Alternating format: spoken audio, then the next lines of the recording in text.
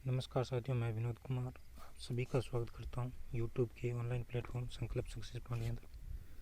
दोस्तों, video mains के अंदर एक पार्ट जोड़ा गया आपका राजस्थान की इकोनॉमी, जो 30 नंबर की होने वाली है। राजस्थान की इकोनॉमी और इसी राजस्थान की इकोनॉमी को हम कवर करेंगे। दोस्तों, आपका एग्ज़ाम है वो 9 जुलाई को होने वाला है। तब तक हम राजस्थान की जो इकोनॉमी ये जो 30 नंबर का पार्ट है उसको कवर करने की कोशिश करेंगे। और इसमें हम आज बात करेंगे बंजर भूमि व सूखा विकास परियोजना के बारे में चर्चा करेंगे। चलिए शुरू करते हैं। पीडीएफ है, उसी थ्रू मैं आपको पढ़ाऊंगा पीडीएफ की। बंजर भूमि एवं सूखा क्षेत्र कार्यक्रम, इसके अंतर्गत कौन कौन से कार्यक्रम यानी सूखा को कम करने के लिए कौन कौन से कार्यक्रम चलाए गए उन सभी को हम देखेंगे। बात करते हैं राजस्थान का भू उपयोग कितना है। 2019-20 के आंकड़े के अनुसार राजस्थान का भू उपयोग कितना है। राजस्थान का कुल जो प्रतिवेदित क्षेत्रफल है वो कितना है, 342.90 लाख हेक्टेयर क्षेत्र में।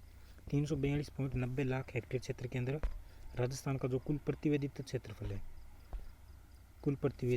है और इसी को जो 342.90 लाख हेक्टेयर क्षेत्र है इसको हमने 3 भागों में डिवाइड कर लिया। पहला आपका वानिकी क्षेत्रफल हो जाएगा, और दूसरे की बात करें तो कृषि के अतिरिक्त जो अन्य उपयोगी भूमि है वो हो जाएगी, और तीसरा आपकी कृषि अयोग्य भूमि है, या योग्य भूमि नहीं अयोग्य भूमि है, वो हो जाएगी। तो वानिकी क्षेत्रफल की बात करें तो कितनी है, 8.8% है, यानी 8.8% वानिकी क्षेत्रफल के अंतर्गत आती है। और 5.85% यानी 5.85% है वो कृषि के अतिरिक्त अन्य उपयोगी भूमि है, और 6.92% है वो कृषि अयोग्य भूमि है। ये 342.90 लाख हेक्टेयर क्षेत्र है, इसको हमने 3 भागों में डिवाइड कर लिया। नेक्स्ट अगर बात करें कि स्थायी चारागाह भूमि या फिर जो गोचर भूमि है वो कितनी है, तो वो 4.81% है। और अगर बंजर भूमि की बात करें तो बंजर भूमि है 10.84% या 10.84% है। और वृक्षों के झुंड तथा बाग का क्षेत्रफल कितना है, 0.08% आता है। वृक्षों का झुंड या फिर बाग का क्षेत्रफल आता है। बंजर भूमि 10.84% है, और यहाँ पर जो स्थायी चारागाह भूमि है या गोचर भूमि है वो 4.81% है। चलिए नेक्स्ट अगर देखें कि अन्य चालू जो पड़त भूमि का क्षेत्रफल है वो कितना है, चालू पड़त भूमि का क्षेत्रफल है वो कितना है, और शुद्ध बोया गया क्षेत्रफल है कितना है। तो यहाँ पर देखें कि अन्य चालू पड़त भूमि का जो क्षेत्रफल है वो 6.25% है, और चालू पड़त भूमि का क्षेत्रफल देखें तो 4.54% है। और यहाँ पर शुद्ध बोया गया क्षेत्रफल है 52.58% है। शुद्ध बोया गया क्षेत्र है 52.58%। और अगर चालू पड़त भूमि की बात करें तो 4.54% है, और अन्य चालू पड़त भूमि कितनी है, 6.25% हो जाएगा आपका। चलिए नेक्स्ट अगर बात करें, ये आपका दे रखा है पूरा आंकड़ा। यहाँ पर सर्वाधिक क्षेत्रफल किसका है, तो शुद्ध बोया गया क्षेत्र का है सर्वाधिक आंकड़ा। बाकी ये सभी अभी हमने देखे पीछे, ये सभी हो जाएंगे। चलिए नेक्स्ट अगर बात करें, अब इसके यानी सूखा क्षेत्र को कम करने के लिए कौन कौन सी परियोजनाएं चलाई जा रही है सरकार के द्वारा या भारत सरकार के द्वारा, या दोनों की जो संयुक्त परियोजना चलाई जा रही है, उन सभी के बारे में हम एक एक करके विस्तार से देखेंगे। तो पहली परियोजना की बात करें तो पहली परियोजना आती है सूखा संभाव्य क्षेत्र विकास कार्यक्रम यानी DPAP। सूखा संभाव्य क्षेत्र विकास कार्यक्रम कब शुरू हुआ, और इसमें बजट में क्या योगदान, कितना योगदान है, यानी केंद्र सरकार का और राजस्थान सरकार का कितना योगदान है, और ज़िले की बात करें तो वो कितना है, कितने ज़िले इसके अंदर शामिल किए गए। तो अगर शुरुआत की बात करें तो सूखा संभाव्य जो क्षेत्र विकास कार्यक्रम है इसकी शुरुआत है वो 1974-75 के अंदर इसकी शुरुआत होती है। 1974-75 के अंदर इसकी शुरुआत की जाती है सूखा संभाव्य क्षेत्र विकास कार्यक्रम की। इसमें जो बजट का योगदान है 75% केंद्र का है, और 25% की बात करें तो वो राजस्थान का हो जाएगा। 75% केंद्र का और 25% राजस्थान का इसमें योगदान है।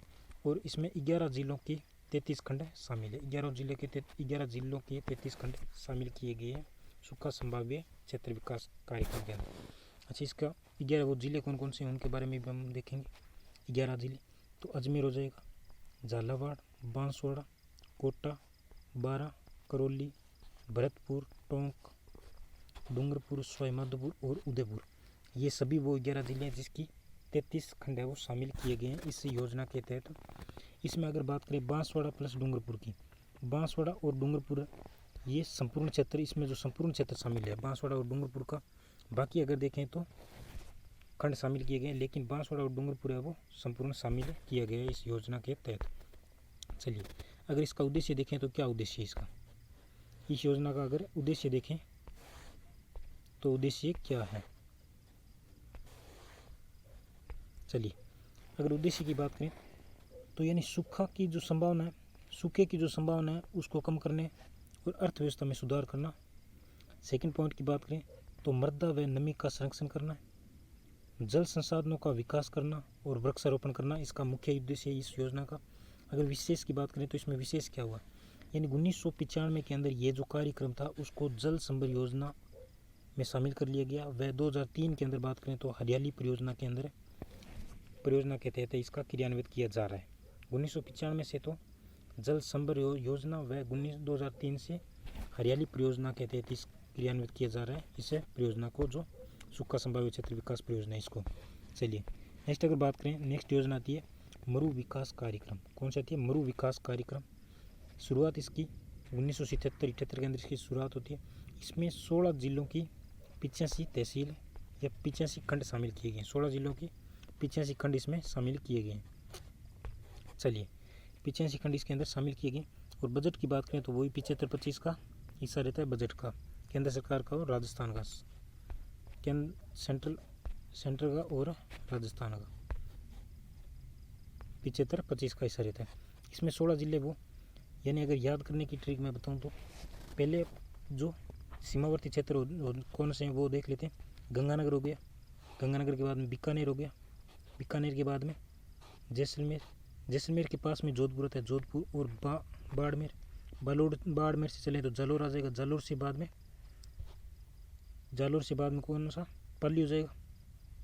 पाली के ऊपर राजसमंद है, ये लो राजसमंद। और पाली के पास में कौन सा है, उदयपुर, ये लो उदयपुर पाली के पास में हो जाएगा। अजमेर और नागौर हो गए पास में। और 3 है शेखावाटी क्षेत्र हो गए, सीकर, झुंझुनू और चूरू। मैंने तो इसको इस तरह भी याद कर रखा है, आप देख लेना। 020 के अंदर शामिल किया गया जो जालोर के पास में आ जाए, यानी गंगानगर, जैसलमेर, जोधपुर, बाड़मेर, जालोर के बाद सिरो के बाद उदयपुर और बाद में पाली ऊपर और राजसमंद ऊपर, फिर अजमेर हो जाएगा और नागौर हो जाएगा पास में, और सीकर, चूरू, झुंझुनू, शेखावाटी क्षेत्र हो जाएंगे। इस प्रकार आप याद कर लेना 16 जिले इसके अंदर शामिल किए गए। चलिए नेक्स्ट अगर बात करें इसका मुख्य उद्देश्य क्या है, तो इसका है कि मरुस्थल के विस्तार को कम करना, यानी मरुस्थल का जो बढ़ता मरुस्थल है इसको रोकना, और प्राकृतिक संसाधन वानस्पतिक अनाच्छादन का उपयोग करके विकास करके पारिस्थितिकीय संतुलन को बहाल करना, और भूमि का विकास करना, चारागाह का विकास करना, जल संसाधनों का विकास करना मुख्य उद्देश्य है, और भूमि की जो उत्पादकता को बढ़ाना इसका उद्देश्य है। चलिए नेक्स्ट अगर बात करें, नेक्स्ट योजना आती है मरु प्रसार रोकथाम कार्यक्रम। कौन सी, मरु प्रसार रोकथाम कार्यक्रम, यानी जो बढ़ता रेगिस्तान है, ये जो मरु का प्रसार हो रहा है उसको रोकना इसका मुख्य उद्देश्य है। शुरुआत की बात करें तो 1999-2000 के अंदर इसकी शुरुआत होती है, और इसके अंदर टोटल 10 जिले शामिल किए गए हैं। 75-25 का बजट रहता है, इसमें योगदान रहता है। अगर उद्देश्य की बात करें तो वृक्षारोपण करके या वृक्षारोपण के माध्यम से मृदा के टीलों को रोककर मरु प्रसार को कम करना, ये इसका मुख्य उद्देश्य है। यानी जो मृदा के टीले हैं उनको यानी मार्च होने से या आगे बढ़ने से रोकना इसका मुख्य उद्देश्य है। चलिए नेक्स्ट अगर बात करें कि नेक्स्ट योजना आती है समेकित बंजर भूमि विकास कार्यक्रम। कौन सा आता है, समेकित बंजर भूमि विकास कार्यक्रम, जिसके अंदर 10 जिले शामिल किए गए हैं। और इसमें इसकी शुरुआत की बात करें तो 1989-90 के अंदर इसकी शुरुआत की गई थी। समेकित बंजर भूमि विकास कार्यक्रम की शुरुआत की गई थी। चलिए नेक्स्ट योजना आती है मेवात क्षेत्र विकास कार्यक्रम। ये दोस्तों मुख्य योजना है, इन सभी को आप देख लेना एक बार, क्योंकि 30 नंबर बहुत बड़ा रोल रखता है दोस्तों एग्ज़ाम के अंदर, इसलिए आप इसको थोड़ा अच्छे तरीके से पढ़ लेना। मेवात क्षेत्र विकास कार्यक्रम दोस्तों इसके अंदर है नवीन डाटे भी शामिल किए गए जो 2021 की जो 22 की आर्थिक समीक्षा है उसके भी डाटा इसके अंदर शामिल किए गए, तो आप थोड़ा ध्यान से पढ़ लेना। मेवात क्षेत्र विकास कार्यक्रम की अगर बात करें तो इसकी शुरुआत 1987-88 के अंदर चलाया गया था मेवात क्षेत्र विकास कार्यक्रम, और ये अलवर और भरतपुर जिलों के अंदर 12 पंचायतों के अंदर चलाया जा रहा है। 12 पंचायतों के अंदर चलाया जा रहा है अलवर और भरतपुर की, यानी मेवात क्षेत्र अलवर और भरतपुर का है, तो वहीं पर चलेगी ये योजना। और इसमें बजट की बात करें तो इसमें संपूर्ण बजट 100% हिस्सा है और राजस्थान सरकार है इसको वहन करती है 100%, यानी इसमें केंद्र सरकार का योगदान नहीं है। इसमें अगर बात करें तो किसका नहीं है, केंद्र सरकार का योगदान नहीं है। नेक्स्ट योजना आती है कंदरा सुधार कार्यक्रम। कौन सी? कंदरा सुधार कार्यक्रम। इसकी शुरुआत है 1987-88 के अंदर शुरुआत की गई थी। अगर इसमें जिलों की बात करें तो 8 जिले शामिल किए गए हैं इसके अंदर, और 2 संभाग है, कोटा संभाग है और भरतपुर संभाग इसके अंदर शामिल है। कोटा और भरतपुर संभाग के 8 जिले शामिल किए गए। इसका मुख्य उद्देश्य या इसका मेन उद्देश्य है वो है बीहड़ भूमि के फैलाव को रोकना। बीहड़ भूमि के फैलाव को रोकना इसका मुख्य उद्देश्य है। अगर बीहड़ भूमि की बात करें प्रतिशत के आधार पर सर्वाधिक कहाँ पर है तो धौलपुर के अंदर है बीहड़ भूमि सर्वाधिक। चलिए नेक्स्ट अगर बात करें डांग क्षेत्र विकास कार्यक्रम। डांग क्षेत्र विकास कार्यक्रम जिसकी शुरुआत 1994-95 के अंदर इसकी शुरुआत की गई थी डांग क्षेत्र विकास कार्यक्रम की, और इसमें कोटा व भरतपुर संभाग में ये जो योजना वो चलाई जा रही है। कोटा व भरतपुर संभाग में योजना चलाई जा रही है। यानी इसका उद्देश्य की अगर बात करें तो डांग क्षेत्र की जो आवश्यकताओं व उस क्षेत्र में जो जन आकांक्षाओं के अनुरूप आर्थिक व सामाजिक सुधार का विकास करके रोजगार अवसर प्रदान कराना मुख्य उद्देश्य है डांग क्षेत्र विकास कार्यक्रम का, जो कहाँ पर चलाई जा रही है कोटा और भरतपुर संभाग के अंदर, और 1994-95 के अंदर इसकी शुरुआत की गई थी। चलिए बात करते हैं नेक्स्ट योजना की। नेक्स्ट योजना आती है मगरा क्षेत्र विकास कार्यक्रम। कौन सी है? मगरा क्षेत्र विकास कार्यक्रम योजना आती है। नेक्स्ट है मगरा क्षेत्र विकास कार्यक्रम। इसकी शुरुआत 2005-06 के अंदर इसकी शुरुआत की गई थी, और ये 5 जिलों के अंदर चलाई जा रही है। 5 जिलों की 16 पंचायतें शामिल है इसके अंदर। 5 जिलों की 16 पंचायत शामिल है। 5 जिले वो कौन कौन से हैं तो अजमेर हो जाएगा, पाली, राजसमंद, भीलवाड़ा और चित्तौड़गढ़। यानी अजमेर, पाली, राजसमंद और भीलवाड़ा और चित्तौड़गढ़, ये 5 जिले वो इसके अंदर शामिल किए गए हैं मगरा क्षेत्र विकास कार्यक्रम के अंदर, जिसकी शुरुआत 2005-06 के अंदर की गई थी। चलिए नेक्स्ट अगर बात करें इसका उद्देश्य की अगर बात करें तो इसका उद्देश्य क्या है, यानी इन 5 जिलों के जल ग्रहण का विकास करना, सिंचाई में, पशुपालन में, शिक्षा में, स्वास्थ्य से संबंधित जितनी भी गतिविधियाँ उन सभी को शामिल किया गया है। यानी यहाँ पर जल ग्रहण को बढ़ावा देना, जल ग्रहण का विकास करना, सिंचाई का विकास करना, पशुपालन आदि सभी को बढ़ावा देना मुख्य उद्देश्य है मेवात इस योजना का। चलिए दोस्तों आज के लिए इतना ही, बाकी हम आपका रिस्पांस कैसा रहेगा उसी के आधार पर नेक्स्ट क्लास लेकर आएंगे।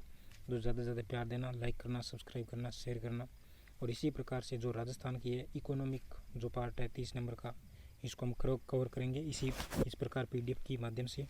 और दोस्तों इसके अंदर जो नवीन डाटा है, यानी अभी जो नई आर्थिक समीक्षा है उसी के भी डाटा शामिल किए गए हैं, और उसी के आधार पर आप दोस्तों इन 30 नंबर है वो पक्के कर सकते हो अपने एग्ज़ाम के अंदर।